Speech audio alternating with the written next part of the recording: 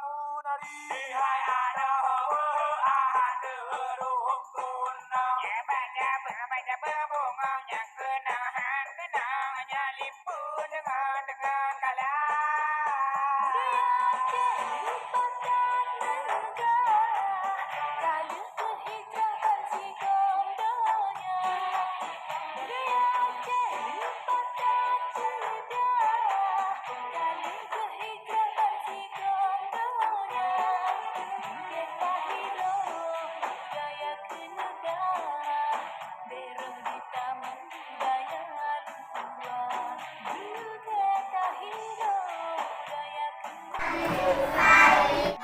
Pulut, ya kita udah kita apa dalam bahasa Jawa pulut. Apa namanya?